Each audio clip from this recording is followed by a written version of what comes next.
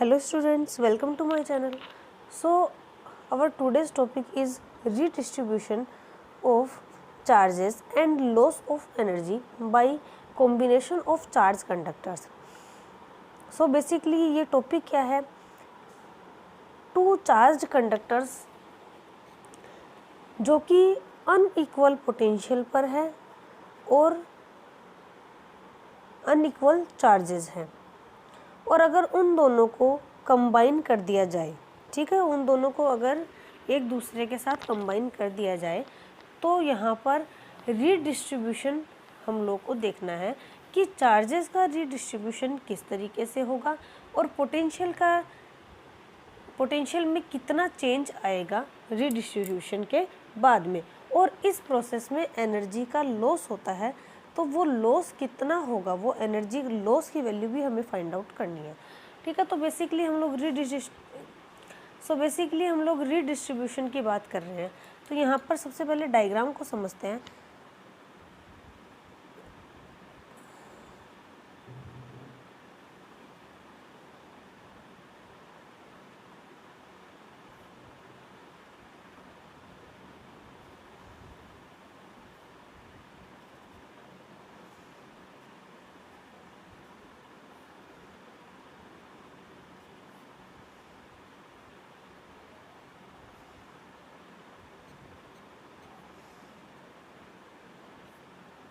तो देखिए इस तरीके से ये टू चार्ज्ड कंडक्टर्स हैं।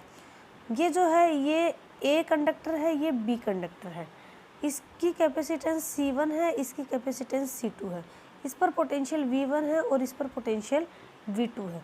इस पर ये चार्ज है और कंडक्टर है तो ऑब्वियसली हम लोग चार्ज आउटसाइड पर ही शो करेंगे। इस पर चार्ज Q1 है और इस पर चार्ज Q2 है। ये भी चार्ज है, ये भी कंडक्टिंग है। तो इस तरीके से हमारी कंडीशन है। इसकी रेडियस R1 है और इसकी रेडियस R2 है। तो हम लोगों ने इस तरीके से टू कंडक्टर्स ले लिए। अब देखिए ये सेपरेट है, ये जो है यहाँ पर इनके जो स्टैंड है वो इंसुलेटर से बने हुए हैं, यानी कि ये एक दूसरे के कनेक्शन में नहीं है। अब अगर इनको कंबाइन कर दिया जाए, ठीक है, इन दोनों को कनेक्ट कर दिया जाए तो क्या होगा,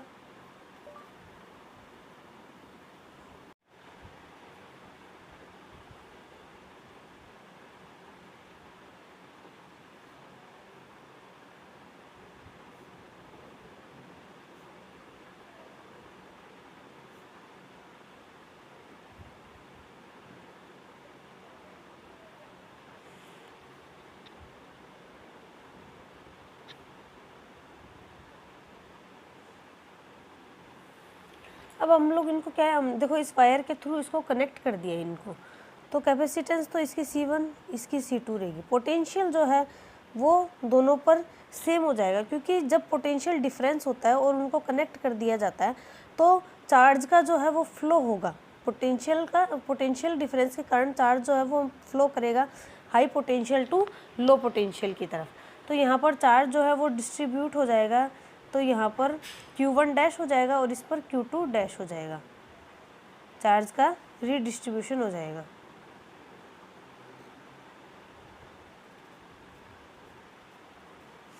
तो ये Q1 डैश हो जाएगा, इस पर Q2 डैश हो जाएगा। पोटेंशियल दोनों पर सेम हो जाएगा, ये ए कंडक्टर ये बी कंडक्टर, ठीक है। इसकी रेडियस R1 और इसकी रेडियस R2।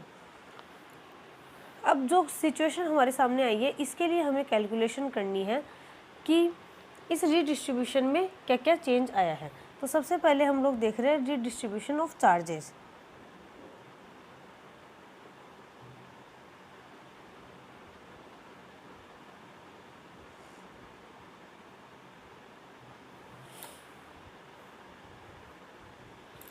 तो चार्ज का रीडिस्ट्रीब्यूशन हम लोग कर रहे हैं। देखो सबसे पहले हम लोग कर रहे हैं कि सबसे पहले तो हम लोग बिफोर जॉइनिंग देख रहे हैं।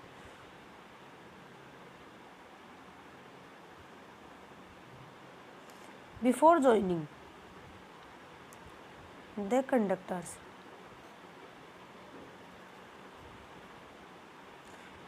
तो इसके लिए फर्स्ट जो कंडक्टर है उस पर Q1 चार्ज है, Q1 इक्वल्स टू C1V1, इस फॉर्मूले से ये इक्वेशन फर्स्ट।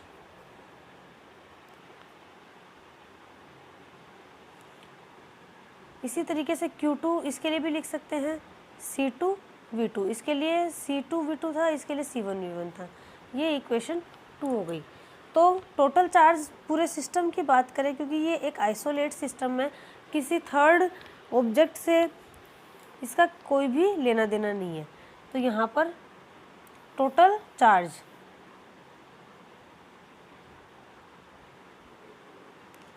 ऑफ सिस्टम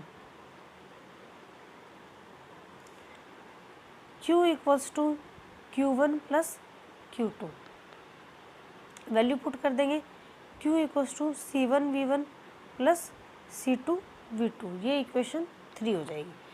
अब बिफोर ज्वाइनिंग तो हमारे पास में टोटल चार्ज आ गया है, after joining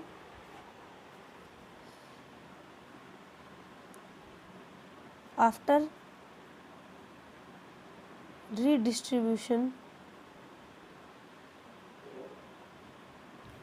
of charges Q1 dash equals to क्या हो जाएगा, C1, कैपेसिटेंस तो कांस्टेंट होती है वही रहेगी, लेकिन पोटेंशियल यहाँ पर चेंज हो जाएगा, C1 इंटू वी, ये equation 4। Q2 dash equals to C2 into V, ये इक्वेशन 5। अब टोटल चार्ज अगर देखें हम लोग,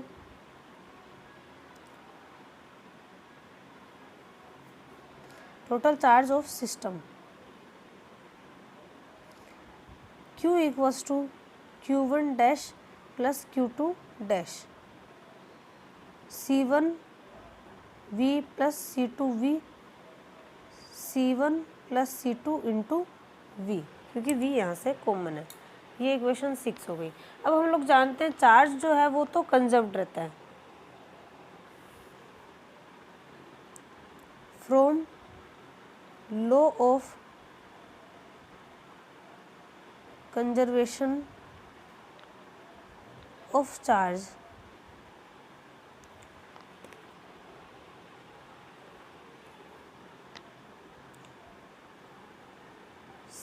पहले वाला जो चार्ज है वो और बाद वाला चार्ज जो है वो सेम ही होना चाहिए, क्योंकि चार्ज जो है वो कंजर्व्ड रहता है। तो पहले वाला तो C1V1 plus C2V2 equals to, अब वाला क्या है, C1 plus C2 into V। तो यहाँ से हमारे पास में जो अब पोटेंशियल हुआ है ना, जो कॉमन पोटेंशियल है उसकी वैल्यू आ जाएगी,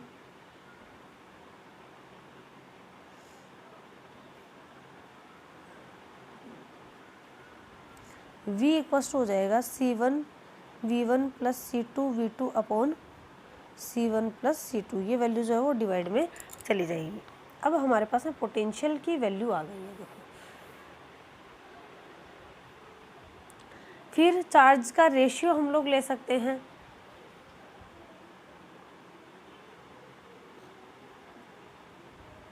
ratio of charges after redistribution,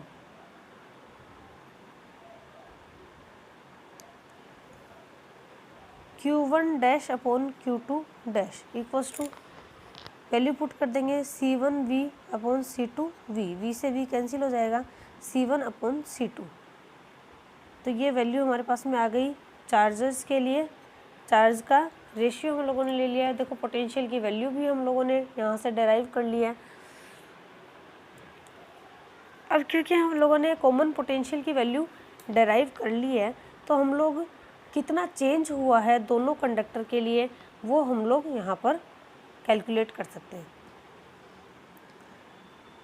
V1 is greater than V2, जो एक पर हमें ज़्यादा मानना होगा क्योंकि पोटेंशियल डिफरेंस तो है ही, तो किसी एक पर तो ज़्यादा है, तो V1 is greater than V2 है।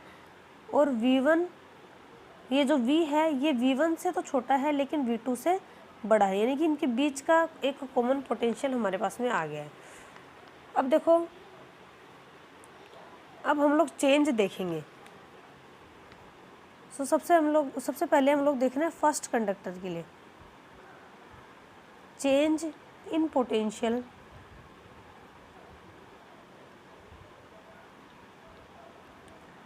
Of first conductor.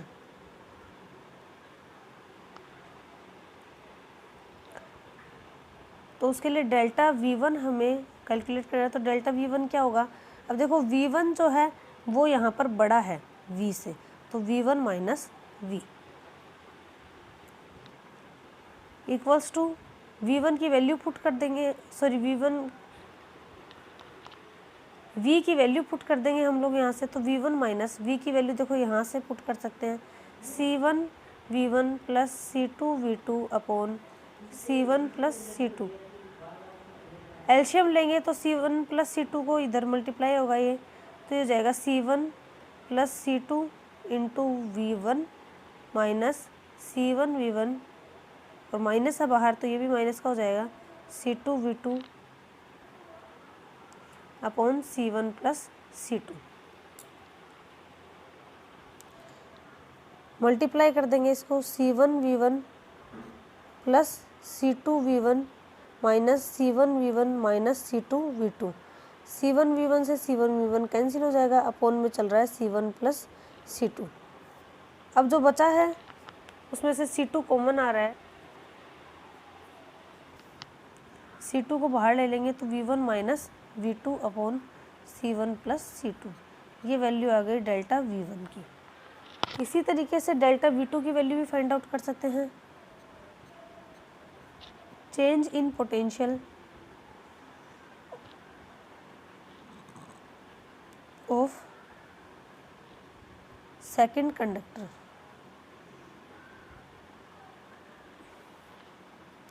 Delta V2 equals to V minus V2। इस बार V में से, क्योंकि देखो V जो है वो V2 से बड़ा था, तो यहाँ पर V माइनस V2 करेंगे।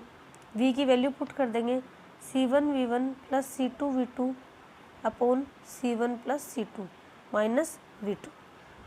सेम उसी तरीके से एलसीएम ले लेंगे, C1 plus C2, C1 V1 plus C2 V2 minus C1 V2 minus C2 V2। C2 V2 से C2 V2 कैंसिल, इसमें से C1 कॉमन आ जाएगा, V1 minus V2 upon C1 plus C2। Delta V1 की value भी आ गई है हमारे पास में।